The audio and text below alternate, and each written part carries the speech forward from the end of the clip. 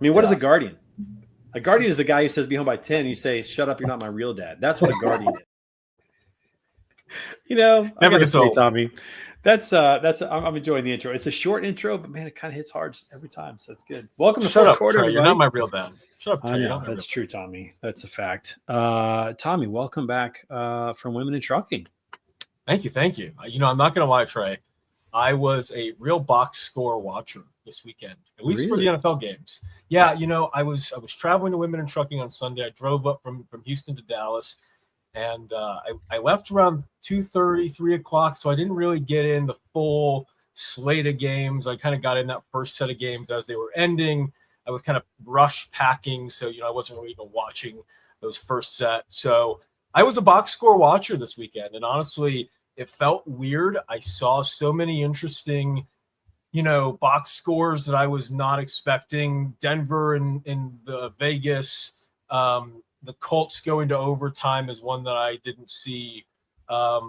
Jacksonville losing to Houston, Miami beating the Dolphins. We have a lot to talk about, Trey. The whole week, and the season. I'm just going to say it. The whole season at this point just seems drunk. Yeah. Like, shut up, who's NFL good? Season. Yeah. Who is good? I mean, the Bills looked absolutely terrible. Dude, they look horrible.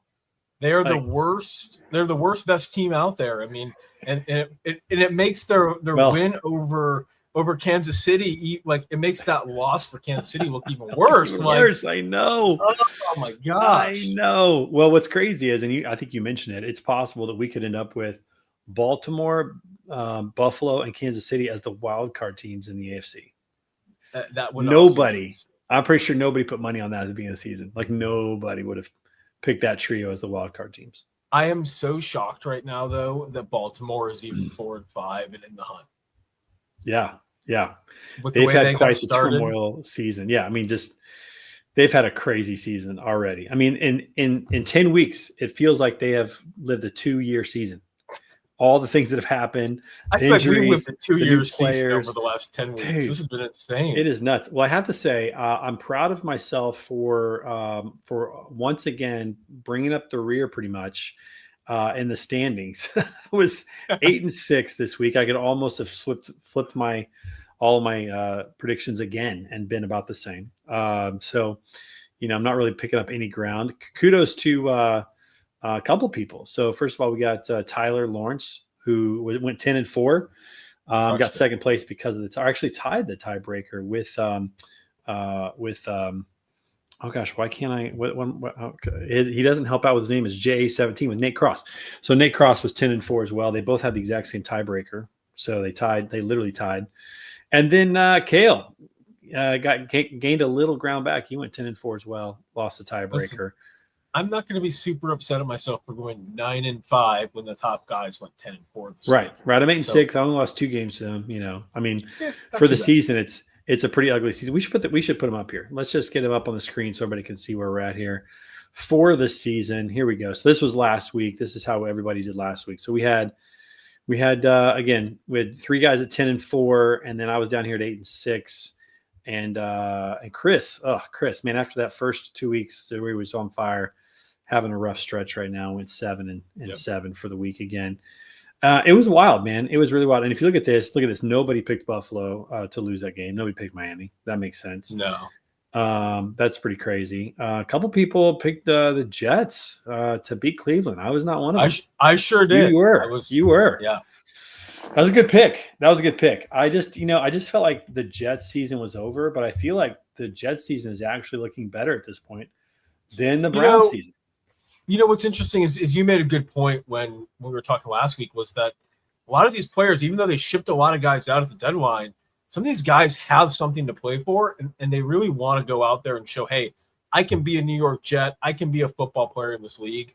And so you've got some guys really fighting for spots, and some interim coaches, some coaches there that are fighting for their lives, for just their future in the NFL too. So I think you may end up seeing the Jets squeak out a couple more wins that they may not have otherwise. Yeah, there's guys now that want to earn their right for next season. They want to earn a contract for next year.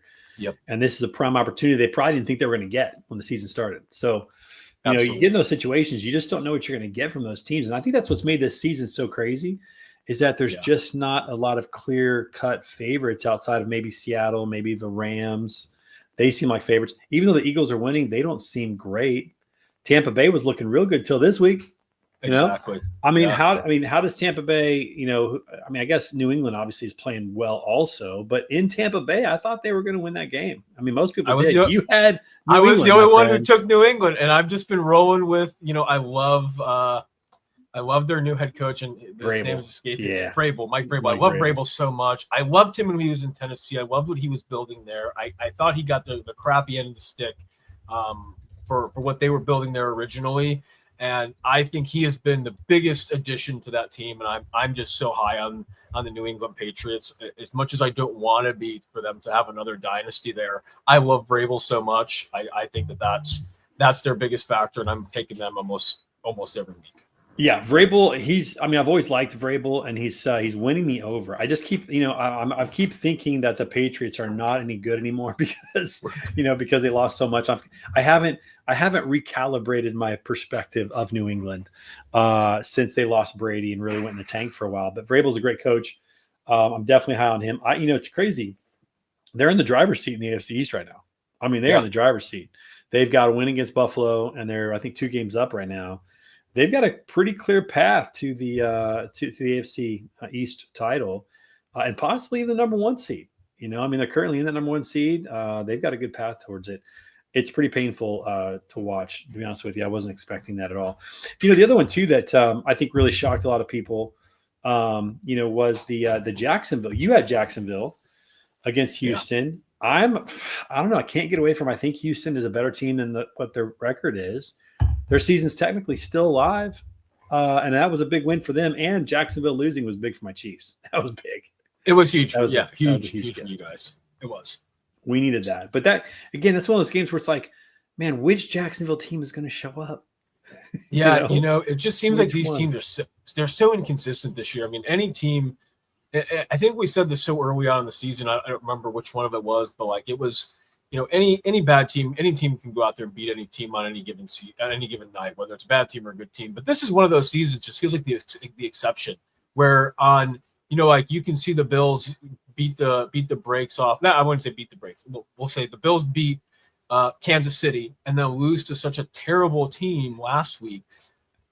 I just can't see this NFL season. I mean, it's just not like any other NFL season. You could really, especially by this time in the year, you got a really good idea of who the identity of these teams are. And there's really maybe 2 or 3 teams where I know any given week of who that is, and it's not who you think it is. Right. I mean, I think Indianapolis is a good team. Are they playoff trustworthy? I think we'd all say we're not sure. We don't know. But they're a good team. Agree. Denver, not a good team. They have not beaten anybody of value, but they're 8-2. They, even though they're second, they remind me of the Chiefs back in, I think it was 2013. The Chiefs went like 9-0 to start the season. I think it was Alex Smith's first season. And they went 9-0, and everybody thought they were the team. Was that before or after Dante Hall? That was after Dante Hall. Okay. And they were like 2-14 the year before. They bring in Alex Smith. They bring in Reed. They win 9 in a row, but they played nobody. They played garbage teams to go 9-0, and they ended up losing in the first round, I think, of the playoffs to the Colts after being up. I think that was the year that happened. And this Broncos team reminds me of that. Like, they haven't beaten anybody. Most of their wins are against losing teams. Yeah, you're 100% right. Their 2 losses go against the Colts, which is 1-point loss. The Chargers again 3, but they beat the Titans, the Bengals, the Eagles. I think was an okay win, but again, the Eagles are another one of those teams that their record I just think is better than who they really are. Right. Most of these teams feel that way. And they really do. I mean, they beat the Jets, they beat the Giants, they beat the Cowboys, they beat the Texans, and the Texans was a win that was kind of recent, so I think that was their biggest marquee win. They beat the Raiders by only 3. I mean, these next 2 games, I guess really just this next game against the Chiefs is going to be a really determiner. I mean, the Commanders, I don't know if that's a real indication this season because they look so off. Right. I'm looking forward, I think, to maybe that Packers game and the Chiefs game, just to kind of get a feeling of who this is. Like, if they beat the Chiefs, then maybe I say, okay, maybe they're a little bit better than I thought they were. Right. Then they beat a little bit better caliber team. Yeah, I don't know who these teams are. Because the Chiefs have had those games too. The Chiefs had games where they looked dominant. They beat the Lions pretty easily. They did. They crushed the Raiders. They looked really good. And then they come back and lay an egg. Like you just don't know who you're going to get. And I think that's the crazy part. If you look at this AFC, the top 8, 9, 10 teams there, the only one that seems legit to me is the Patriots. The rest of them don't seem legit. Even the Chargers at 7-3 don't seem legit. I mean, that's pretty wild. The NFC, I think, is a little bit different. I think the Seahawks are legit. I think the Lions are legit. Even with the loss, I do think the Buccaneers are legit. And I think the Rams are legit. I think those 4 teams are solid. Chicago, not sure. We'll have to wait and see. Legit. They're Packers, not legit at all. Jordan Love's play has been terrible. 49ers, too many injuries. Carolina, nobody's even talking about them. The Vikings, I love you, McConnell. O'Connell, not going to happen. Not going to happen. And everybody else is out. So there's only like 5 teams that seem remotely legit at this point in terms of that we know who they are. And that's wild. And I go back to this. I was showing this earlier. I go back to this this score. This is the craziest thing to me. We've seen this multiple times this year. Look at this. 26 points in the fourth quarter. Insane. The Texans scored. I mean, they were out of that game. It wasn't even a game. It was 29-10. It wasn't a game, and then they ended up winning. And I know 6 of those is the last play, but still 20-0 in the fourth quarter. We've seen that happen this year. Probably, I mean, it almost feels like the NBA where a 20-point lead means nothing anymore. You know what I mean? I completely agree. Weird. And it is. And you know what I have found the most interesting is it seems like the fourth quarter, those last 15 minutes, teams are becoming really alive. Like they play their 2-minute offense from the jump of the fourth quarter, and then you can see a 26-point scored by the Texans. Yeah, I mean, right. I don't remember an NFL season that's had this much parity in terms of a Texans team being out of it and then coming back to win. Right, that momentum shift. That momentum shift. So drastic. Once they mentally check out of a game thinking they've got it won, it's almost impossible to flip the switch back on. Yeah. It's just crazy. I mean, they score 2 touchdowns. At that point, you should change the game plan again and get back to being aggressive and play. It's like, I don't know, man. It's been pretty wild. I just don't know what to think of this season so far. I mean, the Bills Dolphins, that's such a shocker. I mean, Jared Allen played like he was hungover. Yeah. I mean, it was like I know it's Miami, maybe it was. It's a crazy thing to see him play where people are talking about he's a great. I saw somebody on Twitter last week again saying that Jared Allen is the greatest quarterback in the NFL.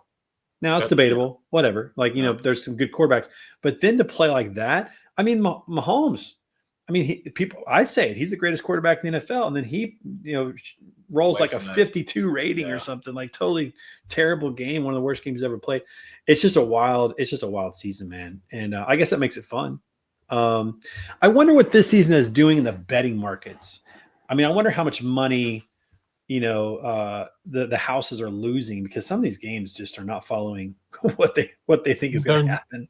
Yeah, they're not. I mean, I'd be interested to see or to find an analysis of like how this NFL season has been for these sports books. I'd be very interested in looking at that because I agree. I mean, none of these games have been doing what we expected, and I think that some of these could be some big losses on either on the fans' end or on the sportsbook side. Either way. Yeah. One thing we can agree on, you and me, we agree on this: the Pittsburgh Steelers are killing us. Like, how do they not get 3 points at the end of that game? I saw somebody break down their play calling at the end of that game. It was horrible. It's terrible, and I don't understand this. Again, this team, I don't understand. Like, they can look so good against some of these teams, and then go out there and just crap the bed against the lay an egg. Yeah. Is there that much parity? Is that what's going on? Are they so even that it's just a little bit either way? Or are people just literally laying eggs for some reason? I think the NFL script writers realized we were all on to them and said, let's just see what happens this season if we don't write a really good script. We just kind of half-ass it, a little bit, and we'll see what happens, right? And let ChatGPT write the scripts this year. ChatGPT wrote the script. They fired the original editors, and they said ChatGPT has this, and this is what's going on. Do you think there's any chance that prop betting is influencing NFL like it is the NBA? Like we're finding out that it is the NBA. We just listen. I'm glad you asked that because I don't know. I think this came down after we had our podcast last week was the pitchers for the Guardians coming, or was it was it Guardians? I think for multiple guys throwing pitches and prop bets and skimming off the top, and it was Cleveland. It was Friday. Yeah, it was Guardians. Yeah. So back to our awesome Guardians post. They aren't our real dads. They got to change that name. And they're placing prop bets for themselves, man. I mean, I think it could have something to do with it. I don't know. Yeah, it's one thing to bet on a team because you can't, it's hard for one player to really impact the whole team. I mean, a quarterback can in football for sure. A basketball player can in basketball for sure. We saw that. But if betting on teams is bad, how much worse is betting on players, man, and individual performances and stuff? Do you think that we're able to put that back in the tube, that toothpaste? I mean, is this ever going to go away, prop bets? Are they going to outlaw prop bets, or is this just something that's just not going to be part of the game? I think in the legal markets, I think in the next couple of years we could see prop bets going away. I think there's going to be, I would assume, even some more indictments. Some of these players that are found out in baseball and the NBA and the NFL, probably in college, that we're going to hear about that are involved in gambling, prop bets, shaving, not making catches, intentionally fumbling the football. I think we're going to hear more of these stories over the next year or two, and I think that's going to ultimately lead the leagues and the gambling commission to say, "Hey, no more prop bets." And I think that would go ahead. No, go ahead. No, I was going to say, I think that will drive a lot of more of these Russian and offshore betting sites. Because a lot of people are a lot smarter than they were 5 and 10 years ago. VPNs exist, and people know how to access a lot of these things. Yeah, so right. I think that will become a lot more common too for prop bets. Did you see in not last week, but the week before in the Raiders Chiefs game, or maybe it's 2 weeks ago, I can't remember, but or whatever game it was, the Chiefs had a 4th and 17, and I think it was Max Crosby stopped rushing Mahomes. I saw that, dude. That just looked suspect. Max Crosby stops rushing a quarterback. He's got a clean run at Mahomes and stops. That looked weird. I have no justification. That looked weird. I saw I don't know what a sack situation was, or if there was a prop bet for that.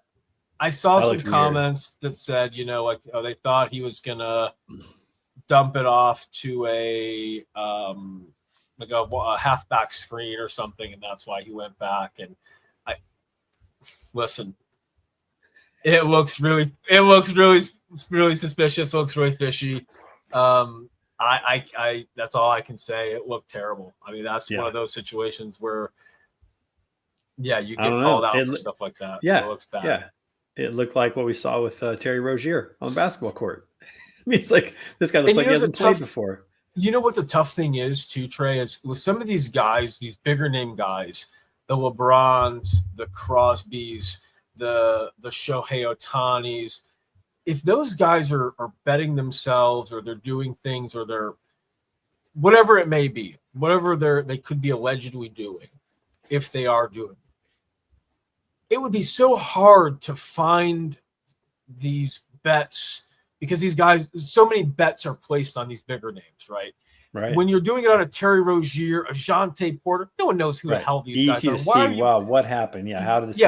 Why on every Thursday night is Terry Rozier getting $100 million prop bets, and then he's taking himself out of the game, right? Right. So it's like, but when it's LeBron, when it's these bigger name guys, Anthony Davis, Luka, any big star, those names are bet so heavily. It's so high, it's gonna be very difficult to track those things. And I think that's one of those guys that you could say, what is his sacks for the game? What was his over, his under? What was his tackle? There's so many things you can look at and say, damn, this could be one of those situations. See, here's the challenge of it all, is that if you take the prop betting away, you take away a lot of the engagement of people that are watching it for those particular things. And so does that ruin the followership? Does that ruin engagement? Does it hurt it? I saw this very I don't know if he's very popular, or He's just a very famous. He's an infamous NBA bettor who won over $100 million betting on the NBA. He said something around the lines of, if you need bets to keep people engaged in the sport, is your sport really that entertaining? Right. Yeah. I just wonder if they're gonna think about that calculus. Oh, I think they absolutely will. That. Because that's also one of those things, right? I mean, that for every sports league, that impacts, except for baseball, it impacts the cap. If they're getting money for these TV sponsors, the TV sponsors are saying, "Hey, we want this gambling money." DraftKings and all those people. Exactly. Yeah, exactly. So that's all factored into those things. Right. If they lose that money, it could be detrimental. So they will absolutely think about those things. Because it's interesting. ESPN broke the story on Terry Rozier and what happened with that, and they took their banner down. We saw that, but then I noticed on Monday Night Football, one of the segments in the pregame show was each commentator giving their prop bet of the game. Like, it wasn't even the banner was up. They were literally giving a prop bet. They were giving the prop bet. Yeah, they do that. Like, what's more interesting is, and then ESPN gets rid of ESPN Bet. They decide, okay, we're going to get rid of this entire deal we did because it's just not working out the way we thought it was. Because people don't come to us for betting; they come to us for sports news and analysis. So they've gotten rid of that, and I think that's been an interesting part too. Is like, they couldn't compete with the bigger sports books. So now they're going to probably end up doing a big deal with one of those sports books. That's right. I saw a post that ESPN has not been good since Stuart Scott left. And I think there's a lot of truth in that. That guy was phenomenal. Phenomenal. All right, let's look at the standings real quick. Here's the yearly standings. So we've got Scott Hadley still in the lead with the 1 point tiebreaker over Tyson Lawrence. Man, Tyson's just like a silent assassin, dude. That dude is, man. Guillermo at 98, or Gerardo. Is it Guillermo or Gerardo? Gerardo 98. And then Kale at 97. 2 games back, still sitting pretty strong. You're at 90, 9 games back. I have fallen to 86, 13 games back. I have not gained ground on the leaders once in the entire season. I have either stayed or lost ground. I've never gained ground in the 10 weeks. So it's brutal right now. Not sure what to say. I will say this, though. If I do ever make my way up to the top, I own the tiebreaker. I got the tiebreaker right now. I'm at 110, and everybody else is higher than that. So there's hope. So I'm trying to fight my way into the top 5 here before the end of the season. That's right. All right, let's go over the games this week. The games we're looking forward to. Obviously, I got to start with Chiefs Broncos again, like we already talked about. That's a big game, I think, for both teams. Chiefs need to get the momentum back on their side and show that they're a good team again. The Broncos, if they get this win, it definitely changes the narrative that they haven't beaten anybody. But the Chiefs losing the Bills, losing the Dolphins may not even make it that good of a win if they beat the Chiefs, So it's a wild game, but I'm excited about that, seeing the Chiefs back in action. AFC West game, that's going to be a good game. Do you think this Jets-Patriots game is there any way the Jets make this a game? No chance. No chance. This is one of the 14-point favorite, 13.5. If it was any other team, I would say, the Jets could make it a game. The Patriots are one of those teams where I think they are just so sound. They're playoff ready right now. Drake May looks so good. He does. Stephon Diggs looks really good. I just think that they're rolling, and I don't think that's a game. Drake May looks like an MVP candidate right now. He does. He really does look like an MVP candidate. You know what game I'm looking forward to? Well, before we go on to that, this is the thing, is that 13.5-point spread, we have seen that this year where teams that are 2-score favorites lose. And we've seen it. I don't think the Patriots are going to do that, but we have seen that. And I don't know if it's just the psyche of just, like everybody expects you to win so big. And the Jets, like you said, man, they've got some scrappy guys that are trying to play for something for next year. I don't know. Anyways, okay, what game are you looking forward to?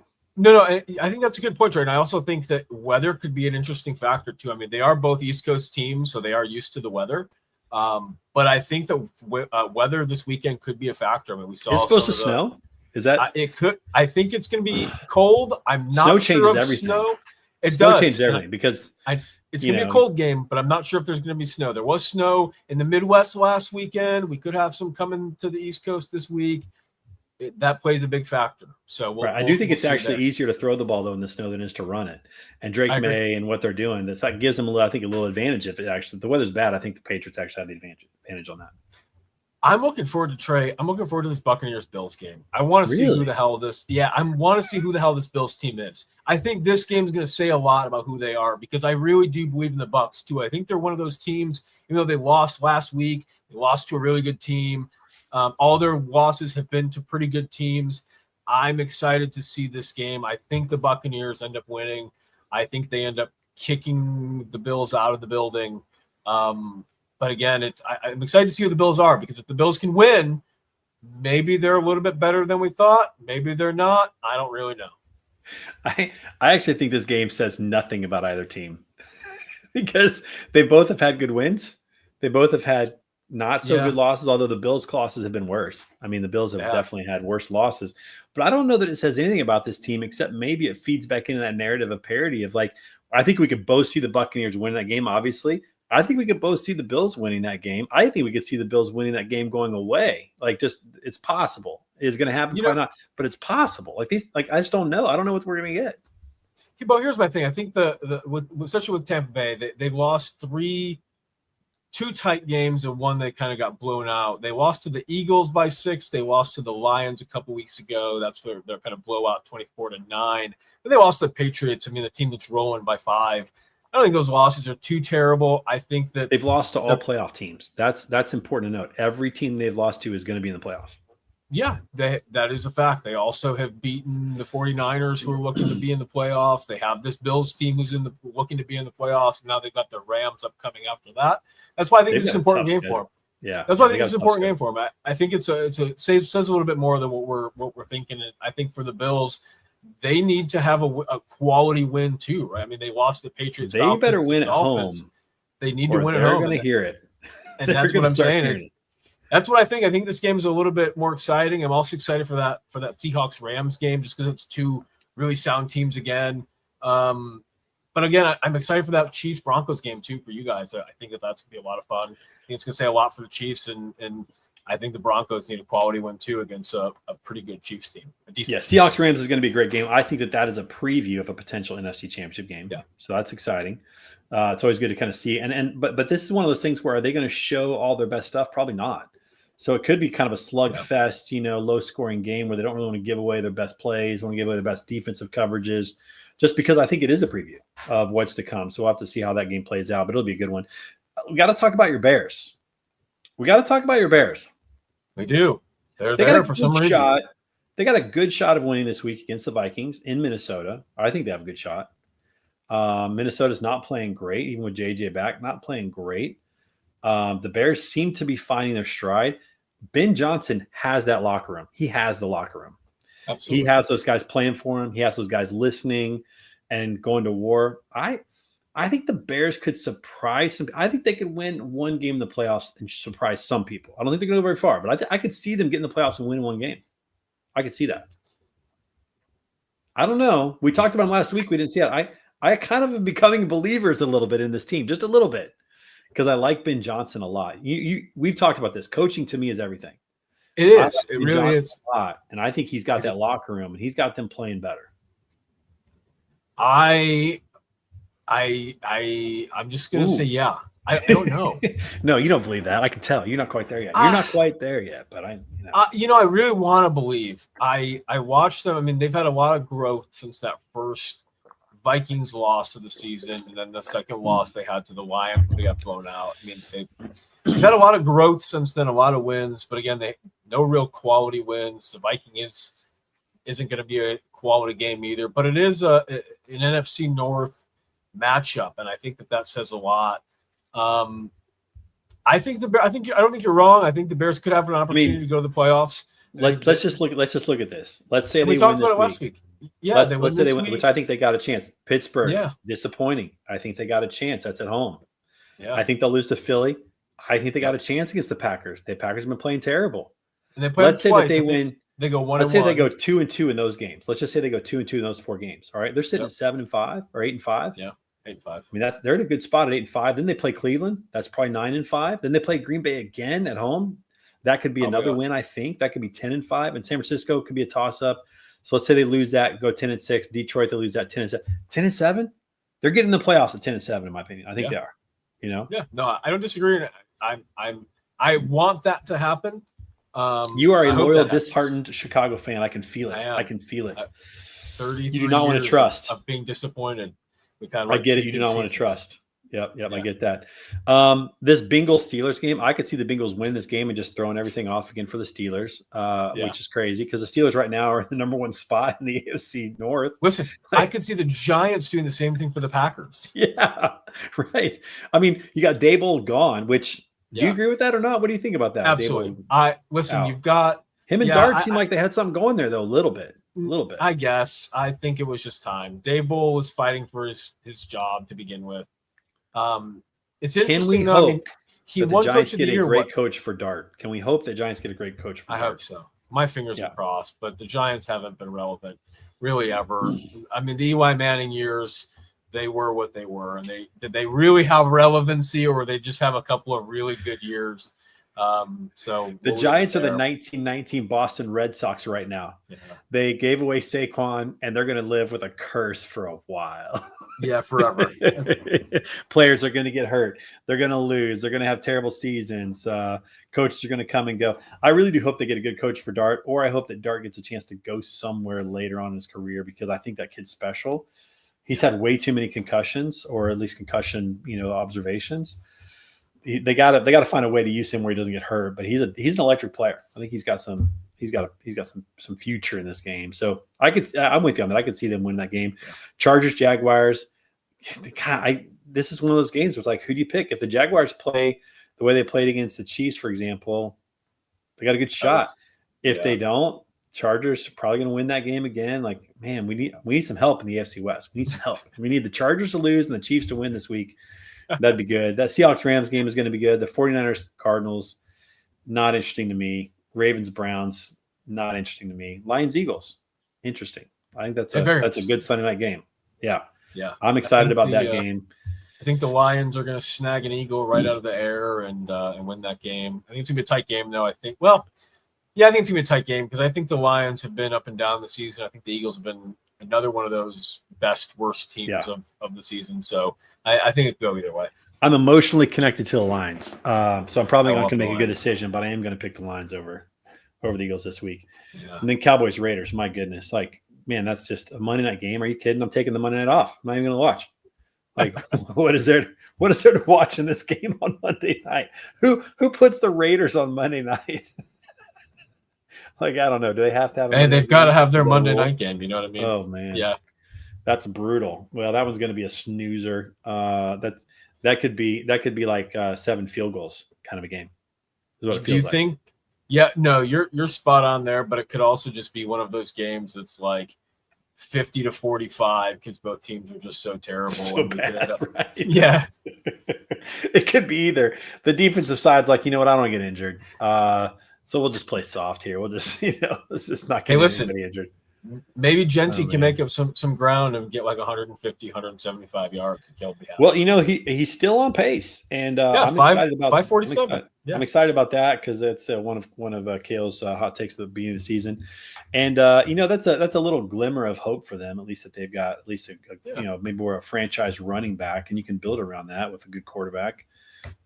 They've got to get their quarterback situation figured out. I think that Carroll has a shot there if he can have a couple of years to get it, get his players.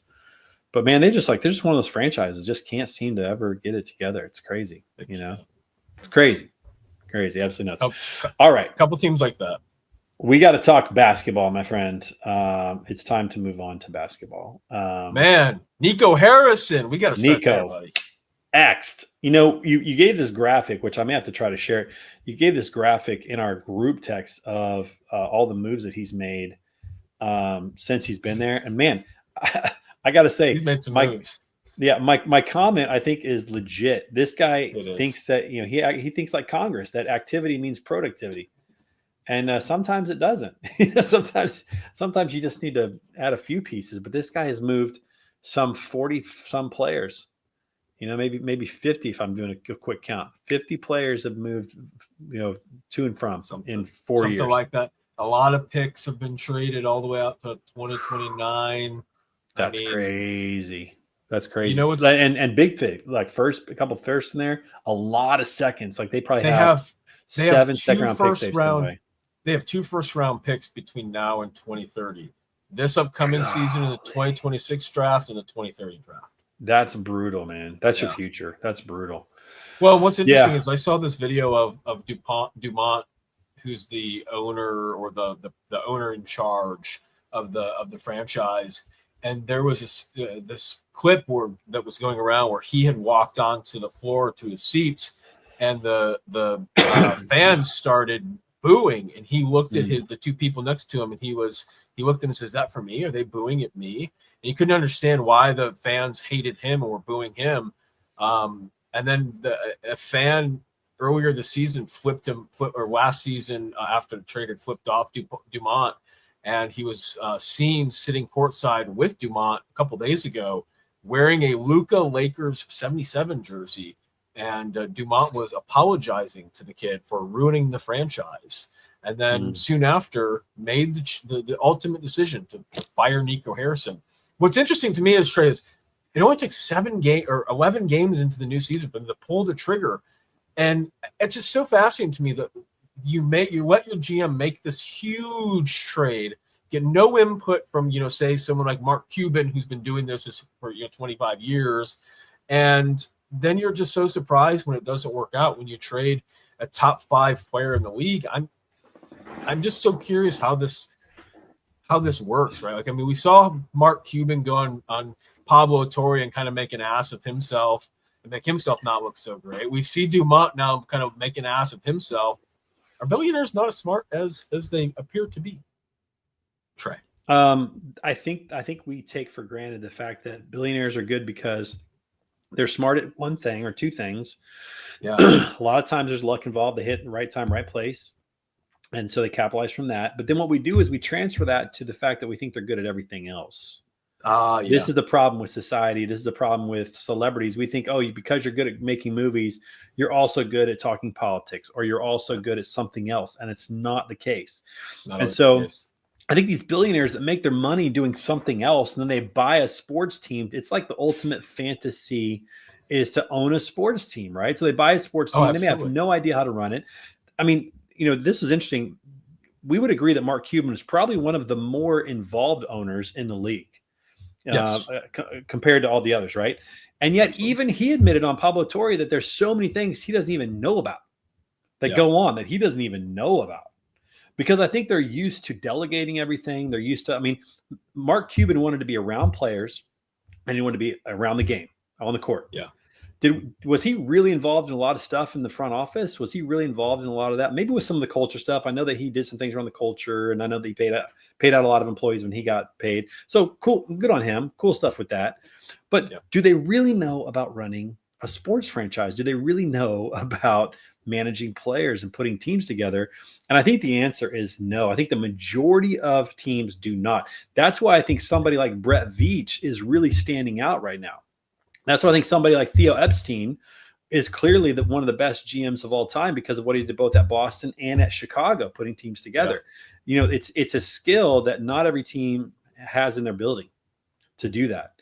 And I think that they're kind of playing around. They're picking somebody maybe because they're friends with them, or they think they're smart, or they think they can do it. They're hands off. They let them do it. And then when everything hits the fan, they have to make a decision like letting him go.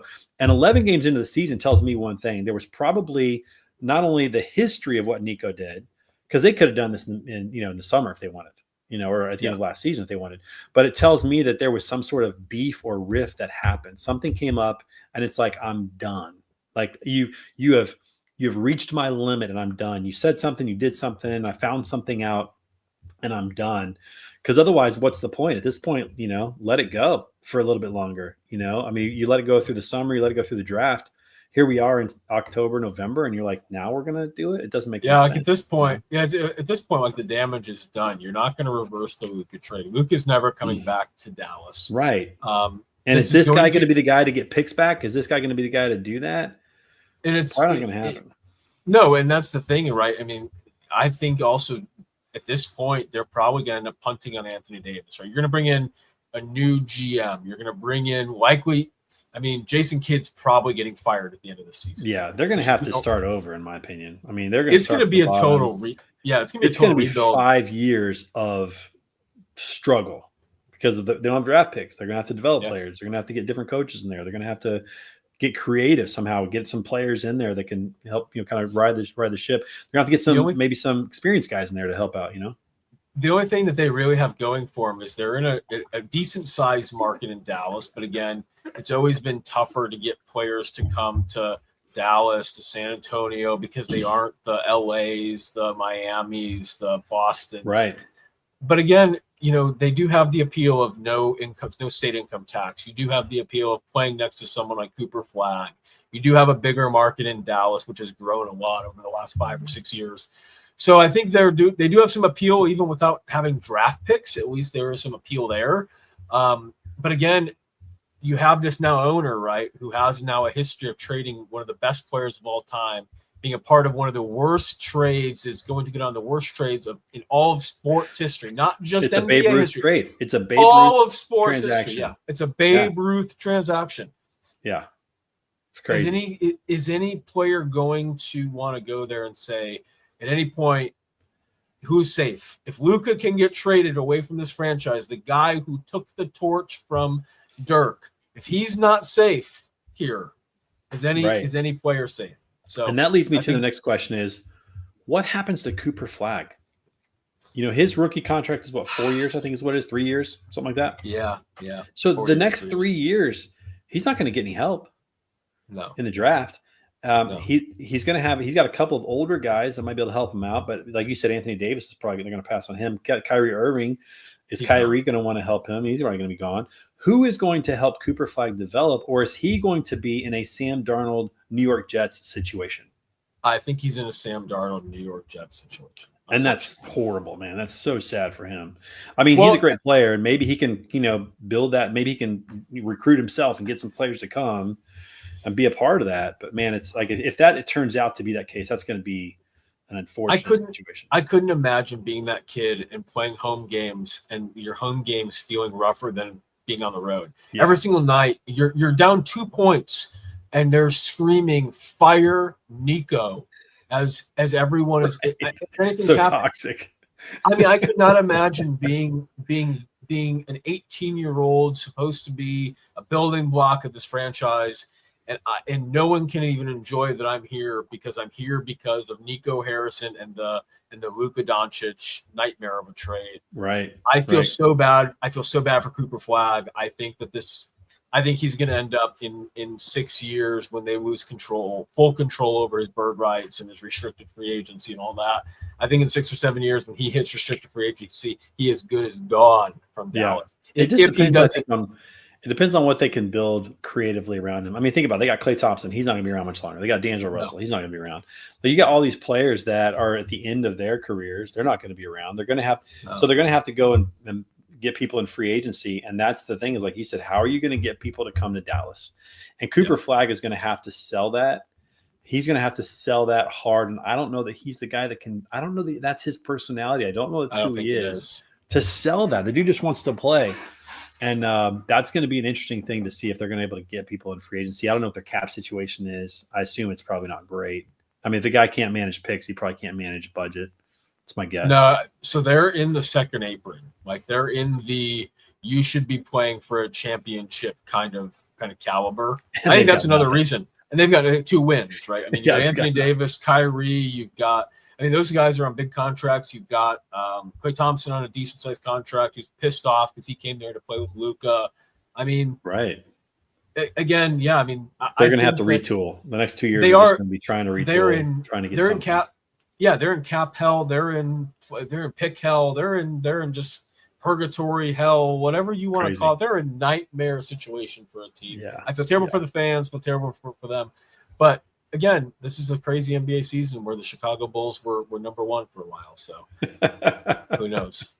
That was fun. Listen, for a while. All the screenwriters for all these sports have been fired. They've been replaced with ChatGPT, maybe Perplexity. I'm not sure. I haven't checked. But they've been replaced with something because the NFL and NBA seasons have been very drunk. Well, I'll tell you what, the Bulls really screwed me this weekend because I was getting on the bandwagon. I was like, they screwed me this weekend too. Let's see how far we can ride this thing. And they got bucked off quick. So, we'll see how they bounce back this week. They got the Pistons tonight. I don't think that, I don't feel good about that game for them against the Pistons. They could go to losing 4 in a row after, starting the season 6-0. We'll see what happens with that, but they hurt me pretty bad this week. Overall, things are not looking good for me on the picks. In fact, we got to keep that stupid B2B Transportation Services logo up there for the rest of the show because Kayla's in the lead. Kale's in the lead at 53 and 21, 72%. He's kicking butt, man. We've said that 70% mark, man. That's kind of the threshold. You get 70%, you're probably going to win this thing. It's kind of how it works. I'm sitting at 51. What's going on, Tommy? What's going on? Listen, Trey, hear me out, man. Hear me out. I'm just continuing this streak from last season where it's just choosing the Bulls every game, and it's not working out very well. Just continuing from last season, we're just keeping it. I mean, Josh isn't even engaged, and he's 6 games ahead of you. Like he's out building software. He's not even coming up for oxygen. He's 6 ahead. He's not coming up for oxygen. But listen, he can have the basketball games on in the background. He's still watching these games. He's definitely still engaged. Oh, he's absolutely watching. But listen, I'm still on this way. Maybe I'm a little drunk from last year's NBA season. I'm still weirdly high on the Celtics, and they've been burning me this year. I don't know why, Trey. Why? Listen, do you like Peyton Pritchard? What's the deal? What is it? I love Peyton Pritchard. I love Derek White. I'm a big believer in Jaylen Brown, and he's letting me down. I don't know why I keep picking them. I'm also a stupid believer in this damn Pacers team that has done nothing for me all season. But you know what? They're like my dang Bulls, and I keep picking. Man. We talked about this last year when they lost. We talked about the fact that they are not going to be any good moving forward, especially with Halliburton getting injured. I believe in Benedict Mathurin. I believe in TJ McConnell. I believe in Andrew Nembhard. I believe in Pascal Siakam, Jarris Walker, and Obi Toppin. Yeah, they're letting me down. We talked about this. Halliburton was the glue to that team. He was the engine of that team. He's not there. So, listen, we talked about this. Great players don't make a great team.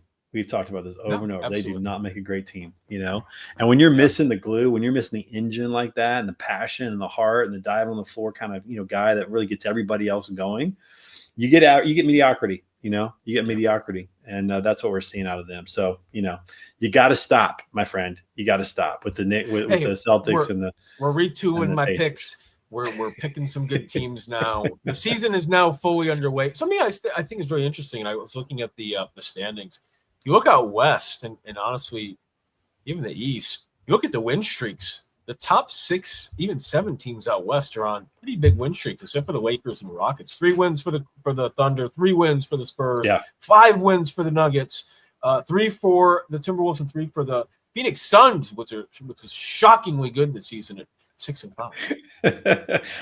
I'm a big fan of the very next column, and that is the last 10 games. I like seeing the trends of what they're doing. I love seeing those too. And just seeing like those top 4 teams, they're not giving up any ground. Like 8-2 in the last 10. That's pretty solid. I like the West a lot. I think the West is definitely more intriguing to me than the East. There's just more storylines, there's more opportunities. But man, the Thunder just right now, far and away, better team. They're just far and away still the best team in the league, and we'll see if that continues.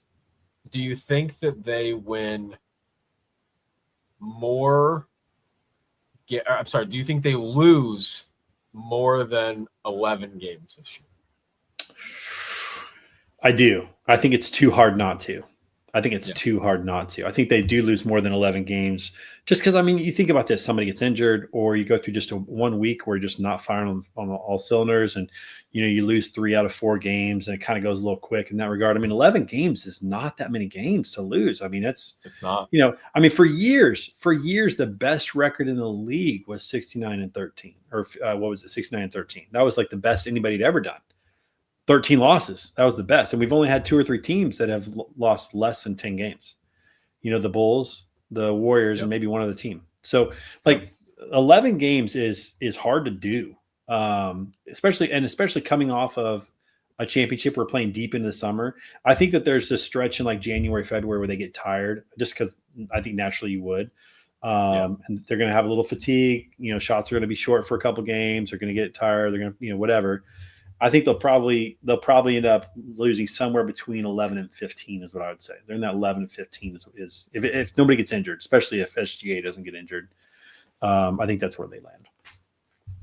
It's just too hard. It's just too hard. I don't disagree. No, I don't disagree. I think it's extremely hard to do something like that. This though right here is what I'm super excited about. Detroit in the number 1 spot, 9-2, 7-game winning streak. Really starting to find the group. We talked about them last year. We talked about them. We were high on them last year. They're playing some great basketball. They're fun to watch. They play hard. They're blue collar type players, great attitudes, team ball. It doesn't shock me in the least that they are in first place. It doesn't shock me.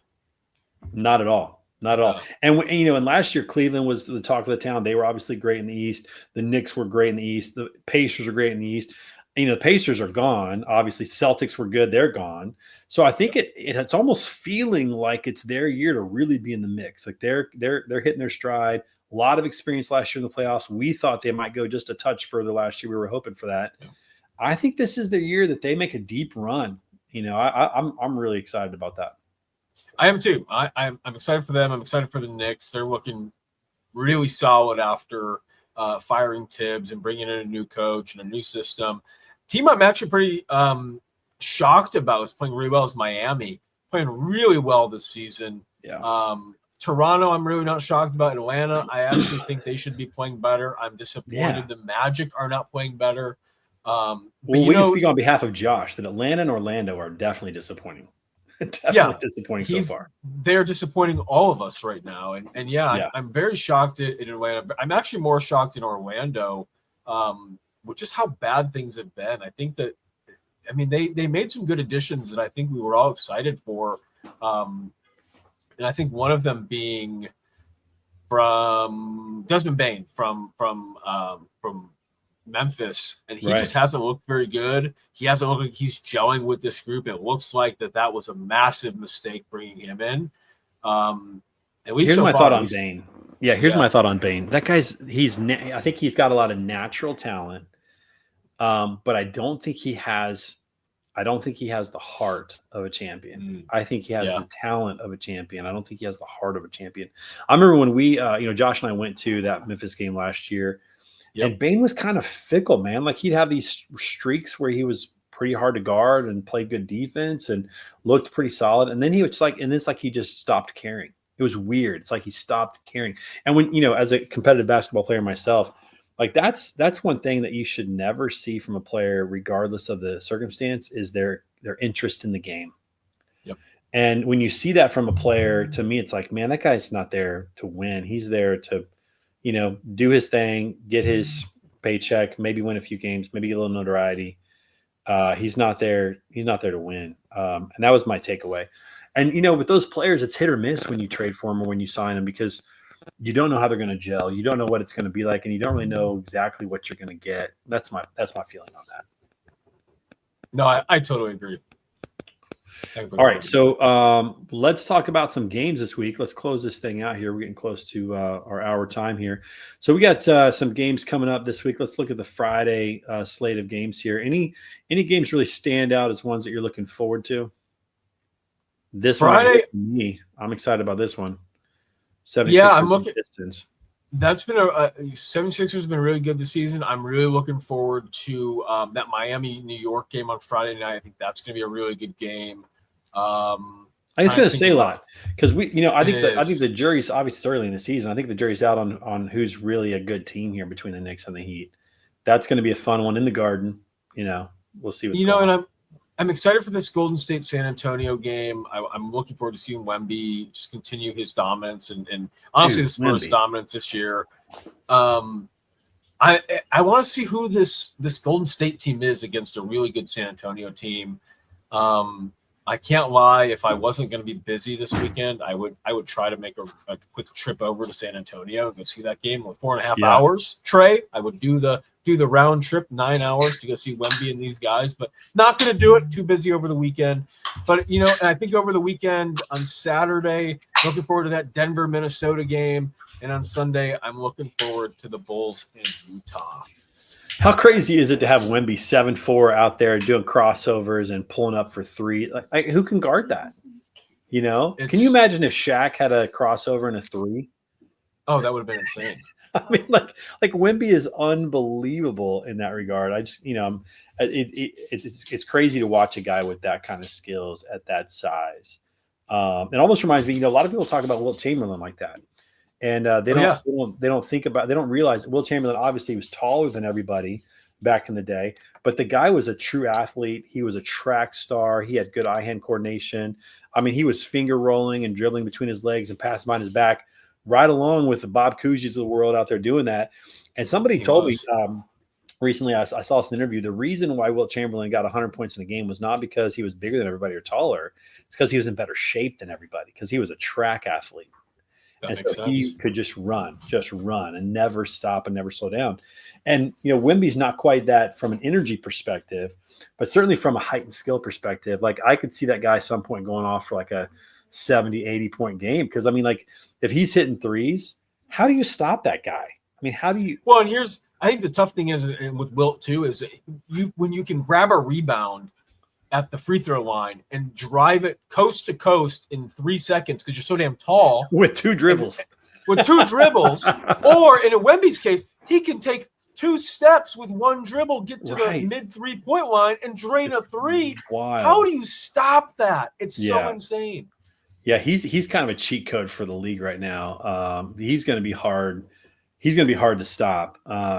It is. Teams are eventually going to figure it out. I mean, I think that early on we saw teams double teaming him and rotating really well, but that requires a really intelligent defensive team to do that. Not every team's going to be able to do that, but that's the only way I think to have a shot is every time he touches the ball, especially when he catches the ball, maybe not so much when he brings it down, but when he catches the ball, you got to double team, get it out of his hands and rotate and hope that you can rotate well and somehow burn that shot clock. That's such a tough thing to do. So it's I think they're in a good spot this year. It's exciting to see a guy like that taking over. Man, he just seems so comfortable right now. It's almost scary. Hey, listen. We have 3 minutes left. Have you seen the latest controversy with LSU and Brian Kelly? Yes. He's rejected 2 of their offers. He wants his full pay, and apparently there's a little bit of gossip going around that there might be some skeletons coming out of the closet. That people might be, releasing some information that could be pretty damning for him. So did you see? So he's now suing. So he's now suing LSU because they're saying there's multiple reports saying that they're saying that LSU's athletic director, who quit 4 days after he fired Kelly, did not have the proper authority to fire Kelly. And now LSU is firing Kelly for not showing up to games and basically abandoning his position as head coach because the AD did not have authority to fire him. So they're not paying out his contract. What's funnier is the governor who went on record saying, "Hey, we have this now $50 million penalty, not penalty, but we got to pay this out, taxpayer dollars, blah, blah, blah, blah, blah." And they're using this as evidence to say, hey, listen, I was not fired for cause. I was fired, blah, blah, blah. So TLDR, it's going to be a messy situation, I think, for both Brian Kelly and for LSU. I think this is going to get very interesting. I still can't get over the fact that taxpayers are okay with their taxes giving a $90 million payout to Franklin or a $53 million payout to these guys. Think about how many students could go to college for that money. Think about how many students they get scholarship for that kind of money. And it's taxpayer money. It's not even like, not all taxpayer money. I get it, but it's fungible, right? I mean, they get money from whatever, but it's like, listen, even if the boosters pay a public employee, even if the boosters pay $40 million of that, that's still $10 million of taxpayer money, and that's still a ton of grants and scholarships you could give to LSU or to any college for someone to go get educated. I think what point to me, this is my feeling, and not that I ever want to limit what somebody can make. That's not my point. But to me, it feels like college athletics is completely out of control right now. Yeah, I think that with we're still going down the road, but we're heading towards that guardrail and the cliff. No, Trey, I think you're right. I think we've hit the guardrail, and I think the cliff. I think we're 2 wheels off the cliff. We're kind of just dangling right now. Yeah, I think there needs to be a complete overhaul of the NIL system and kind of what's going on. I think there needs to be more guardrails. More again, I don't want to. I agree with you fully. I do not want to restrict what these athletes can make. But again, I think there do need to be some kind of guardrails as to what the coaches can make, and the coaches. But man, here's what this would be fascinating to me. I think this might make more sense. I think that colleges are going to have to eventually go to a salary cap type situation. Absolutely, yeah. They're going to have to do that. If they're going to act like a professional league, then they're going to have to, live like a professional league. Well, we talked about this a couple weeks ago when we talked about Belichick going to UNC, and I thought that was a really good decision, having a GM and trying to structure this like an NFL system. They're going to have to do that. They're going to have to, yeah. Yeah, and here's the thing about it is I think that they also are going to probably have to. I'm not sure how this is not like a franchise or like an actual sports team. This is an institution, a public or private institution, right? This is a place of higher learning that is doing all of this, right? I feel like at some point they're probably going to have to put a limit on the money that the colleges pay towards this stuff, and that whatever money that they spend is going to have to come from boosters, TV contracts, ticket sales, whatever. It's going to have to run like a business and not like a college institution, because as a taxpayer, I can tell you this, I don't want Eli Drinkowitz at MU getting a $50 million payout if they fire him this year of taxpayer money. That money has to come from somewhere else, and that the institution still stays wholly about education from a financial perspective. That's what I feel like is going to happen at some point. I completely agree with you, Trey. Listen, this is who's one listening? Of those podcasts. Put us in the NCAA room. Listen, this is one of those podcasts where you and I have weirdly agreed on too many things, and that means this is going to be a really weird sports weekend. We got to call it. We got to call it. It's going to be a great week. We got to call it quits here. Tommy, always good to see you, my friend. Looking forward to seeing how it all works out. Us scraping the bottom of the barrel, you and me. So I feel like there's a lot of camaraderie here, maybe that we haven't had in a while. But it's great, man. So. Good to see you as well. We'll see you right back here next Wednesday. Have a great weekend, everybody. Enjoy the sports. Peace out. Yeah, exactly. All right, Kale, we got to talk about something that you made a hot take at the beginning of the season. Okay. How's that? Or what? Yeah, Genty, baby. 81 yards to start the season, 2 games through. Boy, he is not looking good right now. There's a lot of football left. I mean, they got 15 more games, almost the old, original, full season. But this is not looking good. No, it's not looking good at all. I was thinking about that when I was watching the game the other night. I'm like, that's the great thing about putting these hot takes out is you look like such a fool. I mean, it's 2 weeks. And I'm like, that's such a bad take. So, I mean, in 5 weeks, I could look like a great pick again. But right now, it doesn't look very good. No, I'm not so sure about that. Well, what he meant to say was that Patrick Mahomes was going to have 1,000 yards. That's what he meant. Yeah, he's going to lead. He's going to lead the what team the heck in rushing. What's going on there?